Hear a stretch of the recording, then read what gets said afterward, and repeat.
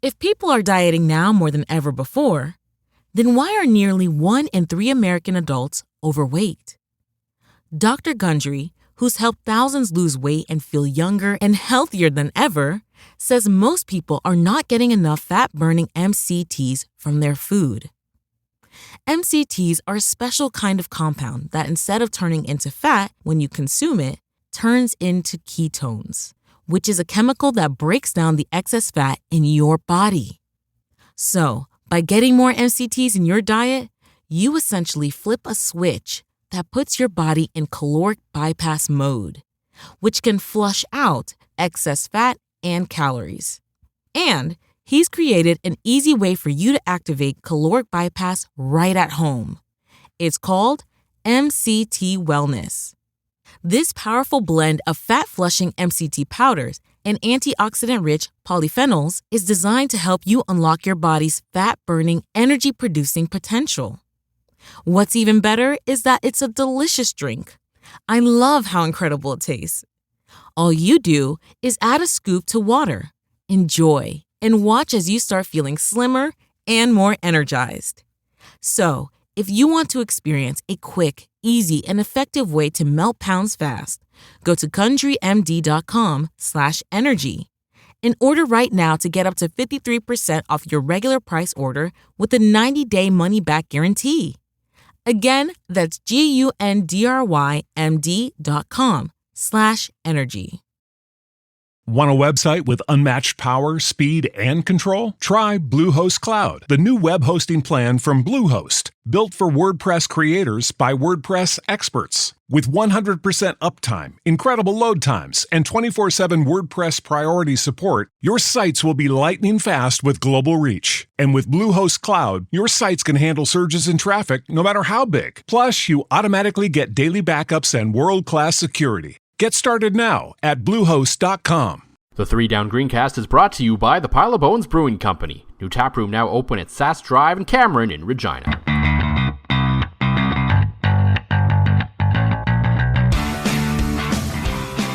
Welcome to the 3 Down Greencast. Joel Gasson with John Fraser as usual, as we're back from a bit of a hiatus. And to be completely honest, well, number one, just life kind of got in the way for us a little bit this week. But number two, I think it was smart on our behalf to maybe perhaps let our boy here, John Fraser, have a little bit of time to come down from the big Blue Bomber Grey Cup victory. And John, I just have one thing we've got to get to before we get into kind of the meat of this podcast. So, yes, Joel. One guy put on pants for the first time in like 20 years. Mm-hmm. Another guy, and for some reason, decided to object himself to a 28-year-old can of OV. It's like the worst thing is in the video, the guy like even notices there's floaties in there, and that's not sediment like you find in some beers. No, that's like I can't wrap my head around this because I don't want to drink like a freshly packaged OV, let alone one that was canned 28 years ago. But nonetheless, so no, I'm not asking John what's wrong with the Winnipeg fan base.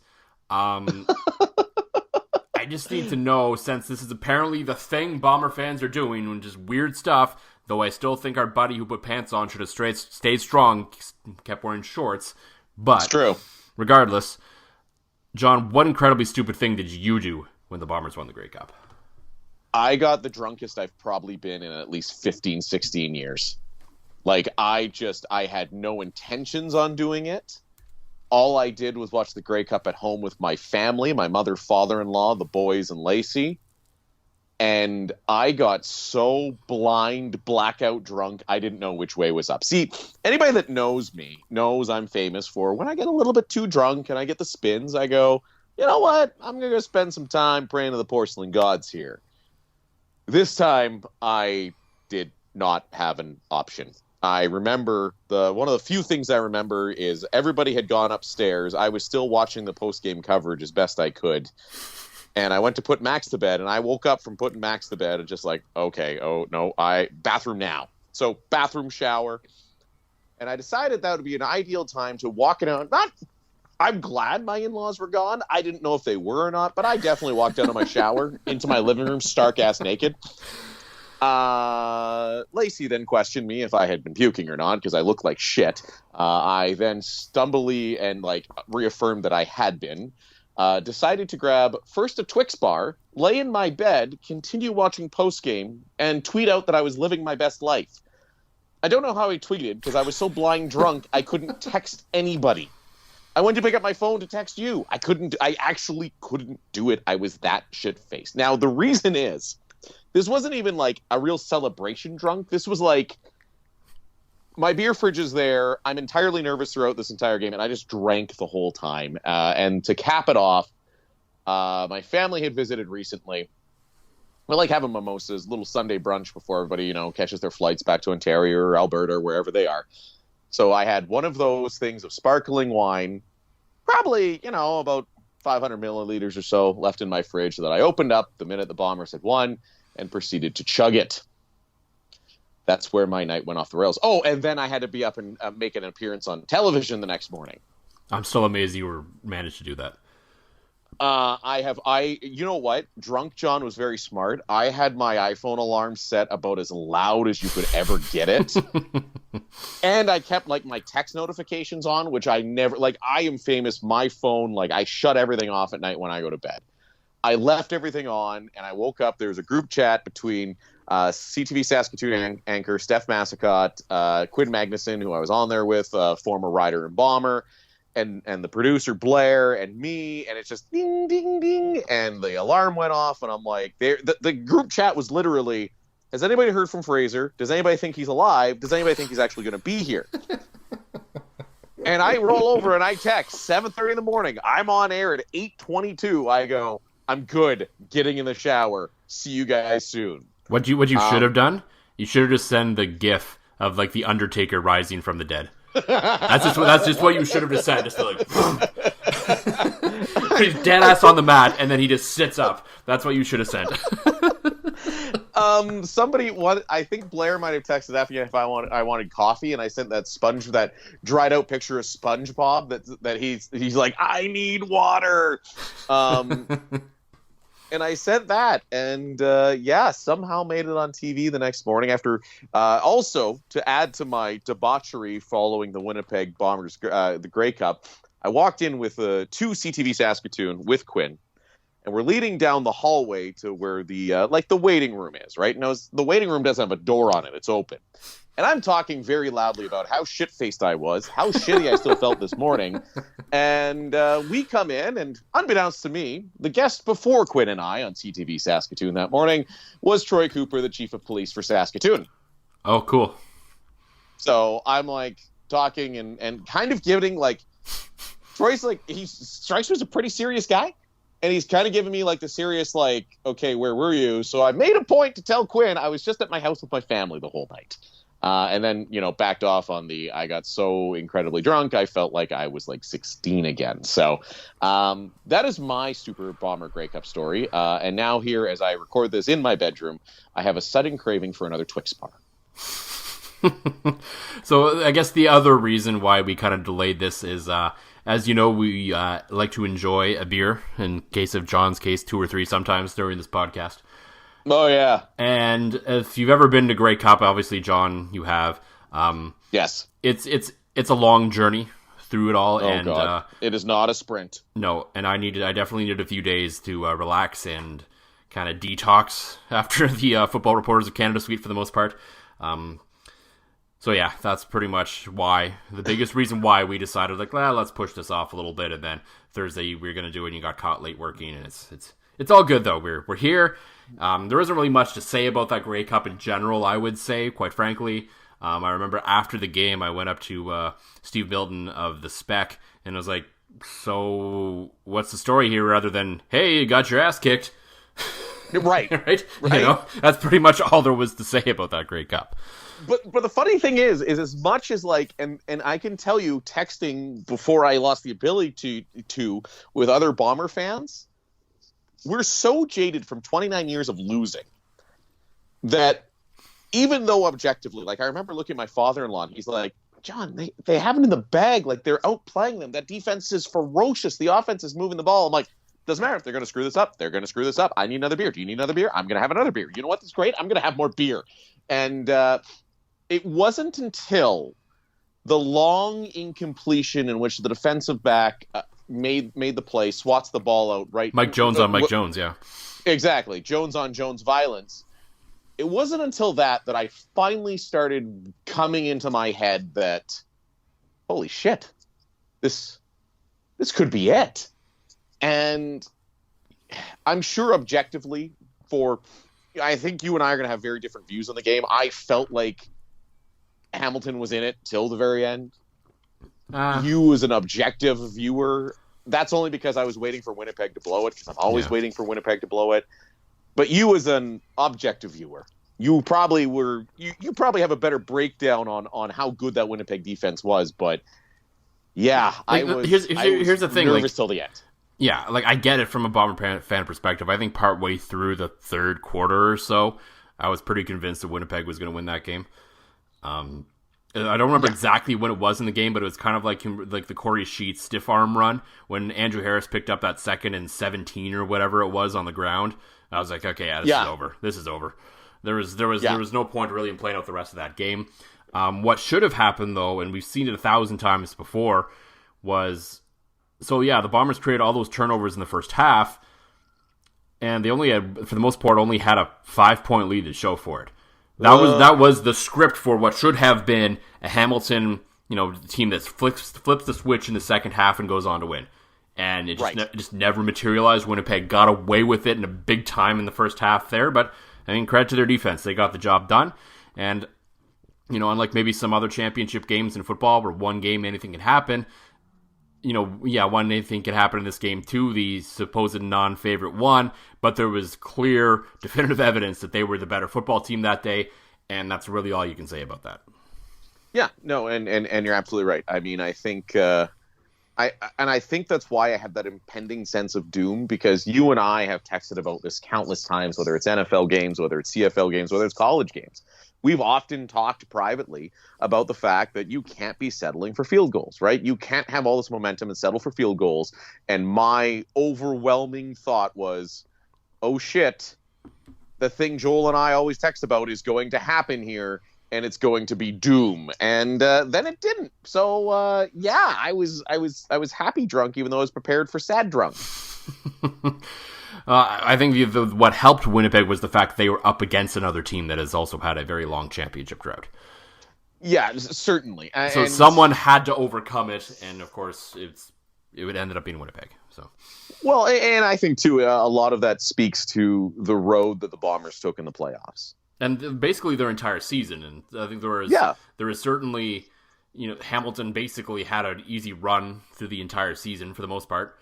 Sure, yeah, they lost Mazzoli early, and those going to be interesting decisions that have to be made there now. But for the most part, even once they found out that Dade Evans was still pretty good, yeah, I mean, they had it pretty easy. They didn't really face any adversity at all until that game, and they just weren't ready for it. While Winnipeg, I mean, we left them for dead like 8 weeks ago.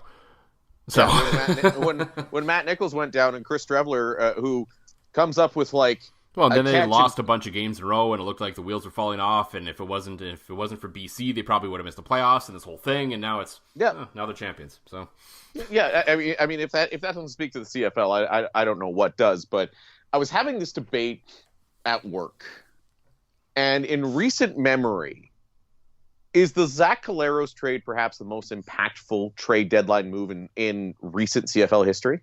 Well, there's only one of 4 that's happened in the last 5 years. So I mean, well, that's it. But I mean, the Riders traded for Alex Hall in 2013, but I mean, he was good, but he wasn't obviously the difference as to why they won that game. No, exactly, and I mean, all Zach Collaros did, and Zach Collaros, I mean, that was the Andrew Harris show. Paul LaPolice had designed some. If you read the stats from Derek Taylor that he talks about the number of times that Andrew Harris was targeted more than 10 yards downfield, the times that Chris Streveler had thrown more than 10 yards downfield, the numbers you look at, basically Paul LaPolice went, all right, so we're going to run the shit out of it and do a bunch of weird stuff that you've never seen before, and let's go. Party time. Can we talk about Paul LaPolice for a second? I know we said there's a lot to talk about this game, but that was an absolute masterpiece by Paul LaPolice in that game. Oh, absolutely. It felt like if you look at his Grey Cup history, being a part of the the teams that lost here, being a part of the team that lost with the Bombers in 2011. He's had his demons in this game, and he just put a stamp on the end of that and said, "No, this is my game." And it was just. That was just something to he left nothing in the book in that game. He brought out all the tricks, he brought out everything, and it was fun to watch Paul LaPolice go to work in that game. Well, the Streveler reception, I mean, if that's not picked up, if Hamilton's not in a punt safe spot there, that's probably a touchdown. Mm-hmm. Or at least a very long run.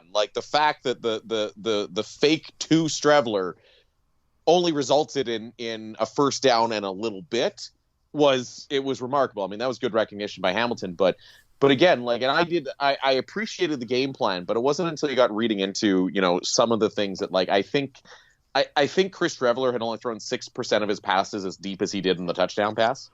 Yeah. And that they did something very similar that they did in the West Final against Saskatchewan, that Chris Streveler's first play was a pass. Mm-hmm. His first play was a pass, and it was enough that, okay, it's a completion. Maybe you're... And they went away from that when they played Saskatchewan. They basically... Streveler threw once, and that was it. And this time it was no, he actually legitimately looks like a threat to pass, especially after that touchdown pass to Harris changed the game. Because then you're oh, shit, he's not only going to pass, he can pass, he's prepared, and him and Harris were able to do what they did in that game, and... Again, the fact that Zach Caleros and Matt Nichols through most of the season are just the kind of guys that were chill enough. There's a lot of egos in a lot of rooms that wouldn't be okay with, it's 2nd and 3, you're coming out for another guy. The fact that both those guys were cool. What? Oh, the fact that both those guys were cool with it is what made it work. That was a masterpiece of coaching and to his credit as well, because he's a guy that's got the shit beat out of him by the Winnipeg fans and media to a degree. Mm-hmm. Richie Hall. Yep. That game plan against Hamilton, too. I mean, I know they had the benefit of losing, a hit takes out Brandon Banks, but the absolute, Hamilton's O-line is real good. And they had pressure on Dane Evans the entire game, no matter what Hamilton threw at them. So it was really a masterpiece in coaching by that entire Winnipeg staff. Yeah, I mean, you picked up pretty early that Willie Jefferson was going to have one of those games. And if that was going to happen, you knew it was going to be a long day for the Hamilton offense. I had a feeling of that. I was watching, because I guess TSN, when they're oh yeah, kickoff's at 5, and so I've got the family ready. We're all in the basement. It's 5 o'clock. It's always 5:40. I know, but it's still and they were going through which is funny because they advertised 5, and then they did this thing pregame where every analyst kind of broke down a couple of players, and I think it was Milt that said, "Oh yeah, Willie Jefferson has been kind of quiet here throughout the postseason, blah blah blah," and I'm Jefferson's gonna ball out. You just kind of saw it coming. It's funny talking about all this, Joel, and I know we've rambled on too long about the game that we planned on, but yeah. Joy in discussing this, that you're right, it's taken me a week to verbalize and put together these thoughts that holy shit, it finally happened. It's bringing back so many good vibes to talk about it. I'm sorry if I'm going on a little bit longer than we probably intended to. Yeah, it's all good. In this episode, we are going to talk about these Louchiez Purifoy signing. We're going to get into a little bit about one-year contracts, as Jeremy O'Day held a bit of an availability this week to kind of do a little bit of an off-season primer, a few little topics came out of that one. I really like the way he talked about the one-year contracts. We're going to get into that a little bit. And then, of course, the ongoing saga that is, at least externally, the saga that is Stephen McAdoo and what may or may not happen with him. But of course, as usual, even though we're halfway through this episode already, John, before we get to all that, what's in the glass this week? Well, the first one I've already finished, because talking about a Bomber Grey Cup just makes me want to drink, is a Blackbridge Wheat Burst, fruity, hoppy, unfiltered. It's on the can, and it's about the best description of it. And now just, number 2, just an easy drinking. They were on sale today at the Sobeys liquor store. Just a great Western classic. So, smoothie, easy drinking lager to go to for my second beer. And hey, we'll see how this goes. You might hear me get up, leave my bedroom, go silent for a few minutes, and grab a third beer, depending, how good the podcast goes. Hopefully not too long, because that's difficult to have a conversation with myself. That's fair. For me, new to the store at Happy Hour, it's Persephone Brewing out of BC. They have a dry Irish stout. Just think like Guinness, but fresh, basically, is the easiest way to describe it. So not half bog water. No, like Guinness, if you have it in Ireland, it's really, really good. Like, it's fine here. If you go to Ireland, like, it's really good because it's fresh, right? That makes such a big difference. So it's basically along those same lines. Not a whole lot of those kind of, not a whole lot of people try to compete with Guinness on that front, like a lot of different stouts, but not necessarily that style. So right. This is a nice little alternative to Guinness if that's something that you are interested in. Yeah, so I personally wouldn't be. No, fair. I'm I'm not a stout guy. I tried, and I even had a Night Viper the other night, and it wasn't my jam. Just stouts are just not my jam. But I know you enjoy them, so. Yes, every once in a while. Like, I'm not, like, crazy. I'm like, I need to drink dark beers every night. Like, no, like, it's every once in a while. And / pretty much everything that's new that we get, I kind of try just for the sake of trying it. So that's fair. That makes you a great employee. Yeah. Also a great employee is Louchiez Purifoy for the Saskatchewan Roughriders, as he signed a 2-year extension with the club, which was a nice little interesting tidbit for that. And it was, I think, the perfect signing to launch the offseason, or the business season, as as the commissioner likes to call it, because I think this is quietly a very important signing for this club, because I think it's pretty obvious, other than to the CFLPA for some reason, that Louchiez Purifoy was probably, in all likelihood, the best defensive back for the Saskatchewan Roughriders in 2019. Yes. And yeah, he doesn't have numbers. And he doesn't have numbers really because no one threw at him. It's kind of like back in the 12, 13, 14 days, Terrell Mays never had numbers because no one threw at him. That's basically what this feels like to me. And then you add on top of that, the guy, he as Jeremy O'Day noted at his press conference this week, he plays corner, he plays half, he plays safety, he plays Sam. Oh, and he returns kicks pretty well too. So this is a guy, this is a Swiss Army guy, we're just waiting for him to line up on offense at the same time. Maybe he'll be the third-string quarterback next year with the new rules, who knows? And yeah, this was just a perfect signing to launch the offseason to show that, this is an important part of our team, because I think early on, those early signings kind of show you really who is really at the top of their list, and this guy was definitely at the top of their list, as he should have been.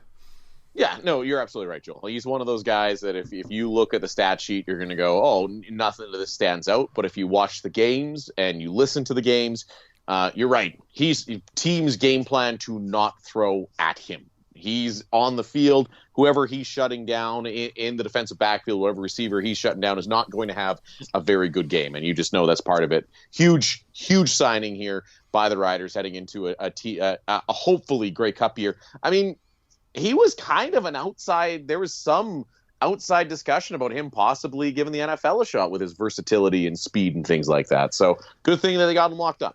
Yeah, I think he's at the point in his career where he just wants to play. I don't think there's anything, is it worth going down to the NFL at this point for him at his age to be just a camp body, which essentially most of them are? Probably not. Right. Like Willie Jefferson felt the same way when he resigned here the first time and then went on to Winnipeg. Like, it's like, I've done that, been there, done that. I tried. It's just, it's not worth it anymore. And I'll be interesting to see if that sort of feeling starts to come around more and more. Like, obviously guys who are younger and guys are going to take their shot, as they should. But the number of guys still that go south and stick is so minimal compared to the number of guys going to camps right now, just because of the new camp body rules, where there's basically have 90 players on the roster until the end of camp. So unfortunately, a lot of these guys, and we talk about this every year, are just there to be camp bodies, and they're cut at the end, and the team really doesn't care about them.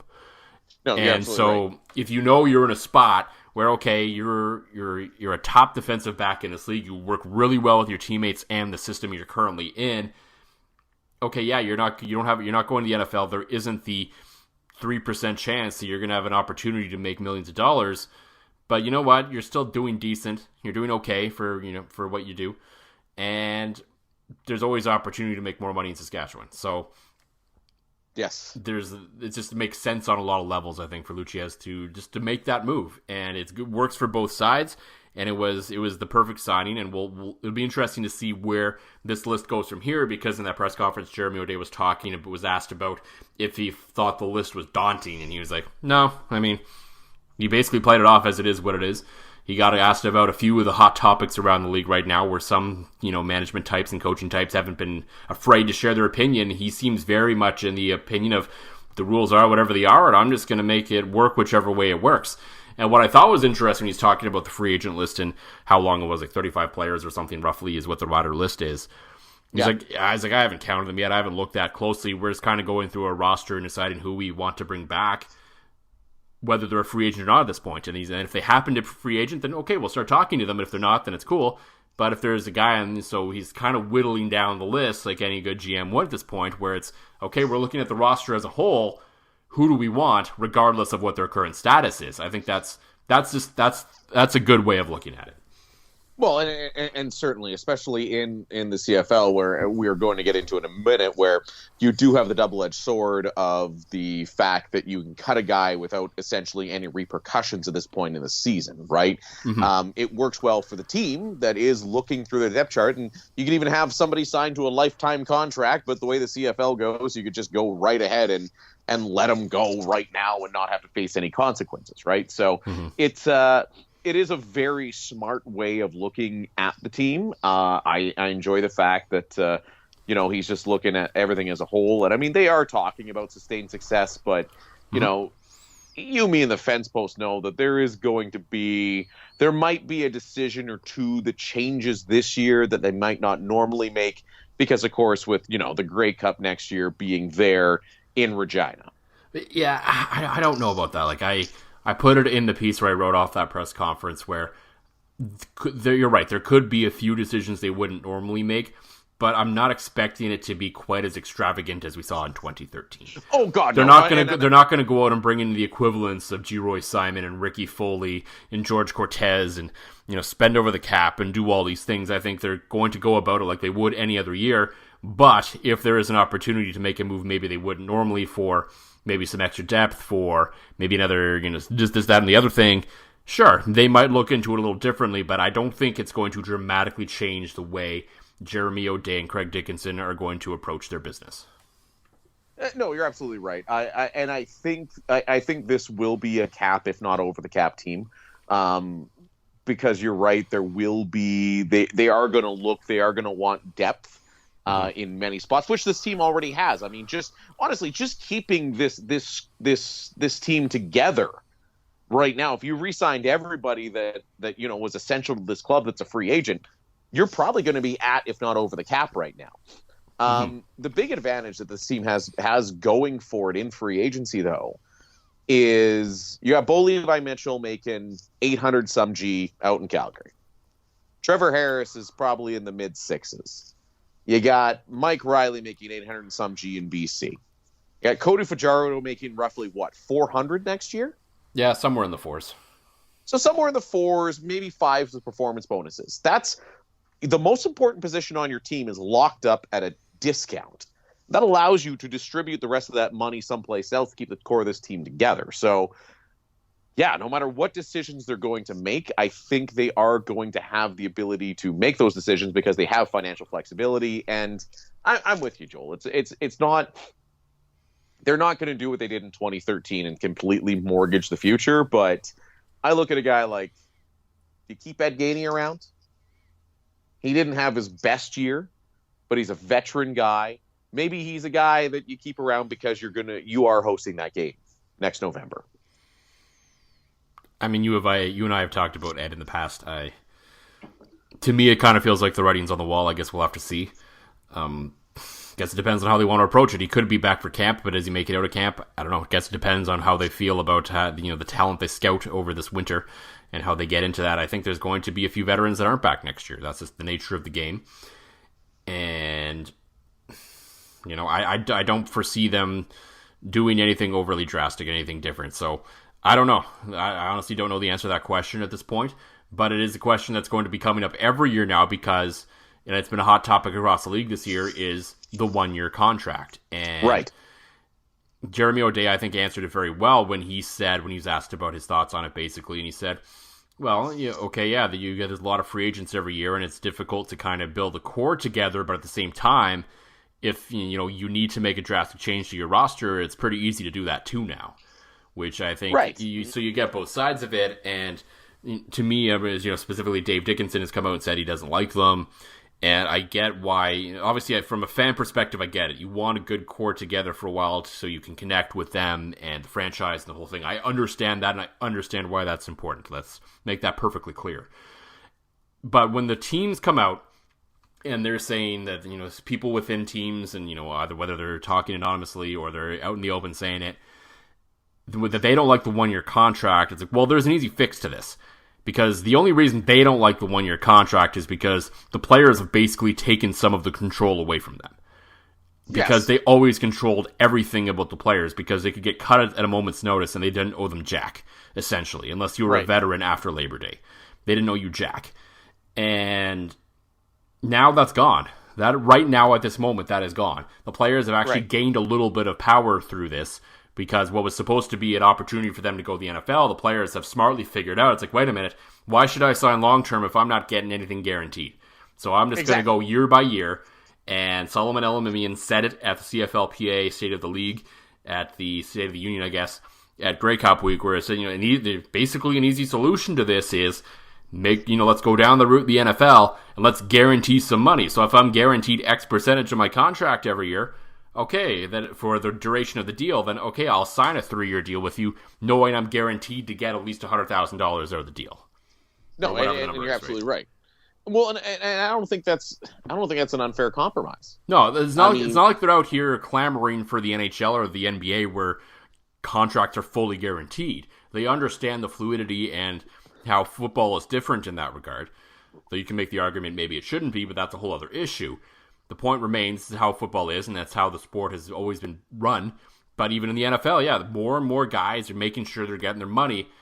And if the CFL wants the players to feel like they should be loyal to the team, then there needs to be some quid pro quo, to use a word that's been in the news lately, the other way. No phone calls to Ukraine on this one, though. That's right. No, we record everything we say and publish it. Don't worry. No secret servers for us. I think right now, if you're an owner or you're a team manager, you're also looking at marketability concerns. Like, how can you market like your superstar players when for the vast majority of them, they're gone by the next year or have an opportunity to be gone by the next year, right? Like, we all know that there's certain guys that are more than likely going to stick around, but like, Winnipeg's best player last year, and Willie Jefferson, was on a 1-year deal. Yeah, and now he's got his ring, and I think he's within his right. I think he's going to chase the money this time, and why shouldn't he? He went to Winnipeg. He went to Winnipeg because he wanted to win. He got a pretty good deal, but the word is there might have been better deals on the table for him. But he went to Winnipeg because he wanted to win. So now that he's got the win, now he's coming for the coin. Yeah, no, 100%. And as every guy should. I mean, football careers are so short, especially in the CFL, where we're not talking about you're not going to be set for life. If you're lucky and you're smart in the CFL, you might be able to have a down payment on a nice house, right? Like, and I can't blame guys. And I'm a big advocate of the players getting more guaranteed money. I absolutely think it should happen. I think the fact that football culture has these non-guaranteed contracts in the most physical sport that's out there in terms of the major professional sports, it's silly. Like, you have more guarantees in pro lacrosse than you do in the CFL right now. Like, it's ridiculous. So, I agree with you wholeheartedly. I agree with what Solomon Elamimian also said. Like, yeah, put a little bit of dough. It's fine. Here's a 3-year contract. 50% of it's guaranteed. 25% of it's guaranteed. At least then guys will stick around. At least teams, will have to make decisions. Maybe they'll allow an injured guy to come back to camp that has a chance to prove himself and work his way back in the lineup because he's on that. There are cap repercussions rather than just letting them all go, right? So I'm very much on the player side on this one. Yeah, I think that's a very easy solution to this, and it's obviously up to the league and the players to sit down and figure it out. Another guy who apparently is not under contract for the 2020 season is everyone's favorite offensive coordinator, Stephen McAdoo. The news on 3 Down Nation this week that, no one besides Craig Dickinson has a contract, and at least in terms of the coaching ranks for the Riders, which isn't highly unusual in the CFL. Below the coordinators, a lot of them sign 1-year deals consistently. So I don't think that's really out of the ordinary. The fact that they didn't re-up or they didn't extend any of the coordinators after the coaching change, I don't think should be too much of a surprise, because I'm sure eventually Craig wanted to see how it went with them, and then he was going to make a decision on who his guys are going to be. I think it's pretty clear at this point that they should be getting Jason Shivers back. He should be back as defensive coordinator. There's no real reason for a change there unless he wants to go explore other opportunities. We don't know, but in all likelihood, you'd expect him to be back. As usual, the lightning rod continues to be on offense. And the reaction online to word that the Ottawa Redblacks, who are interviewing everyone and their dog for their head coaching position, also have talked to Stephen McAdoo, who does have a relationship with Marcel Desjardins from their days in Montreal, about their head coaching position. And of course, the natural reaction from a lot of people was, good luck, Steve. See you later. Which I do think, and I have been generally pro McAdoo, especially this year. I think that you be careful what you wish for, Rider fans. Unless somebody else is out there that is going to take this team's offense to another level, the personnel that they have there. Let's face it, like when Steve McAdoo has a quarterback that he trusts, when he has Kevin Glenn, when he has Cody Fajardo, that offense can do good things. They're by no means the best offense you've ever seen, but it is nothing like last year when he clearly had no trust in Brandon Bridge and Zach Collaros, and it was nothing but hitches and screens because he didn't think his quarterbacks could do the job that he needed them to do, right? So if you look when he has a quarterback he likes, they do good things. And unless you're getting somebody who's a bigger name, it's hard to argue with keeping him around with the success the Riders had this year. Well, we'll get into one of those points in a second there, but I think, to me, I don't know if Stephen McAdoo's offense is one that's going to get you over the hump. I think we've seen in 2 playoff games here, and we talked about this last time, the same issues basically surfaced. I don't think he might be a good coach in a lot of regards. He might be one of those guys that might end up being a better head coach than a better coordinator. Who knows? Mm-hmm. I just don't think he's strategically there. I just don't know if the play calling is good enough. And I know, at least on a few occasions in that game, a guy who agrees with me, and the clip made it on the TSN Wired after the sneak. Cody Fajardo comes back to the sideline and says, "I hate that call." I haven't seen that. Yeah, so that made it there, and apparently the guy who cuts all that up says there was a few other times there might have been a time where Fajardo, and I'm sure, you know what, we're probably reading into it a little bit too much because I'm sure that happens all the time. Like this isn't like some breaking news that player and coach don't always agree on every decision. I'm sure they get along fine, but it is a little bit of an interesting twist in this kind of scenario when you think of Cody Fajardo like that. Right? Yeah, because you'd largely think that Cody Fajardo would be a McAdoo guy or a McAdoo supporter, considering the fact that he basically made his career what it is. Mm-hmm. Huh. And like I don't disagree with you in fully. I think this team could benefit from an upgraded offensive coordinator, and it might mean getting creative and really doing your research on some guys, and maybe there's a guy somewhere down the ranks who is ready, who can be a guy. And there's another guy on the market right now, and I know it's gonna, a lot of people are going to laugh about it, but I mean, Jason Maas is out there. He is, yep. And say what you want, we've said a lot about him as a head coach on this program. He is still one hell of an offensive coordinator. I think at this point it's pretty clear he's not head coach material, but he is still a damn good offensive coordinator. And if you're going to make a change, it might be worth the conversation if that's something Jason would be interested in. Well, I don't think he's going to get a sniff as a head coach. He shouldn't know. His name hasn't popped up in BC or Ottawa yet. So, and as you said, I mean, Ottawa is looking and talking to, and Ottawa knows him. Ottawa's had him on their staff before. So, I mean, right, and they're the team that's not talking to him. So, what up with that to a degree? So, I'd love to see it because the only thing I would hate with the Steve McAdoo hate, or getting rid of him. I'm not totally against getting rid of him, but you need to know that you're upgrading. Mm-hmm. And Moss is obviously an upgrade. So I would very much be a fan of that move. I know it'd be a lateral move, so I don't know if you get, like, there's some talk about Ryan Dinwiddie maybe going elsewhere out of Calgary. Like, Well, Ottawa was talking to him even, wasn't he? Yeah, he was talking I guess they need an OC too, don't they, though? Because they did that whole weird thing by committee last year. So. Oh, that's right. Yeah, no, they did that strange thing. Well, another name, and here's an interesting one for you, is Buck Pierce in Winnipeg. Buck Pierce right now is the quarterback's coach and assistant offensive coordinator, right? So, and he's learned from a pretty good guy the last 2 years. Well, that's exactly it. He's played for La Police. He's now been La Police's assistant and QB coach. There's a guy that, I think it all comes down to what happens with La Police in Winnipeg, whether he stays or whether he goes. But if La Police stays, to me, Buck Pierce is a guy you'd at least want to have a conversation with about, the fact that, hey, you're looking for a promotion, here's an OC job for you. And I can tell you that, Buck Pierce fits that Craig Dickinson, all-around good guy, chill human kind of personality role that, he seems to want to strive to have on his team. Yeah, I think that's fair. And he also, I think, would meld well with his quarterback in terms of personality, because there are, in terms of the way they play, I think some similarities to their sort of, their daring nature and their kind of win at all costs kind of attitude, right?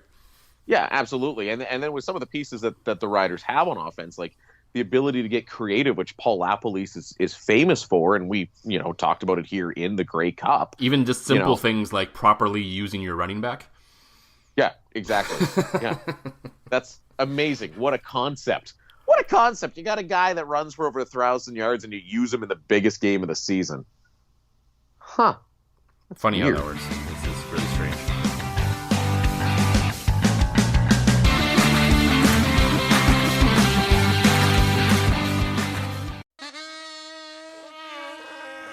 That's the sound of your current hype level at the gas pump.